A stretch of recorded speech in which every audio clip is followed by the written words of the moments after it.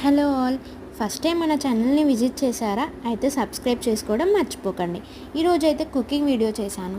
అదేంటంటే meal maker masala gravy curry అని కూడా అనొచ్చు. ఎక్కువ మసాలాలు పేస్ట్ అలా ఏం లేవండి.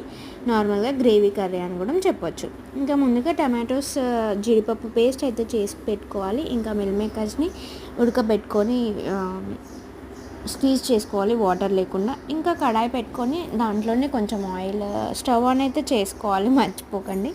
ఇంకా ఆయిల్ వేసాక ఆనియన్, మిర్చి, కొత్తిమీర, పుదీనా, ఇంకా బగారా ఆకు, చెక్క, లవంగం, షాజీరా ఇవన్నీ టేస్ట్ కోసం అయితే వేసుకోండి. మంచిగా మగ్గిన తర్వాత కొంచెం సాల్ట్, కొంచెం పసుపు, అల్లం వెల్లుల్లి పేస్ట్ అయితే వేసుకొని మంచిగా మగ్గిన తర్వాత మనం ఏదైతే గ్రైండ్ చేసి పెట్టుకున్నామో టమాటో జీడిపప్పు పేస్ట్ అయితే వేసుకొని పచ్చివాసన పోయే వరకు అయితే మంచిగా కుక్ చేసుకోవాలి. కొంచెం టైం పడుతుంది టమాటోస్ పచ్చివాసన పోయే వరకు. నార్మల్గా టమాటోస్ మనం వేసుకోవచ్చు, కానీ ఎండాకాలంలో అయితే టమాటోలు ఎండకి చాలా ఎండిపోయి ఉంటున్నాయి. అసలు టమాటో గ్రేవీ రావట్లేదు.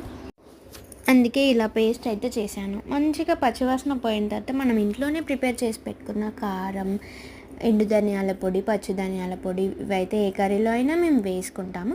ఇలా వేసుకోండి. వేసుకున్న తర్వాత మంచిగా పచ్చివాసన ఎంత పోయాక ఇలా వేసుకున్న తర్వాత మిల్ మేకర్స్ని అయితే యాడ్ చేసుకోండి. మిల్ మేకర్స్లో కొంచెం వాటర్ ఉంటుంది కాబట్టి ఎక్కువగా వాటర్ వేయకుండా కొన్ని వాటర్ వేసి కొత్తిమీర వేసి అలా మంచిగా ఒక 10 minutes వరకు కుక్ చేసుకొని దగ్గర పడే వరకు ఉంచుకోండి.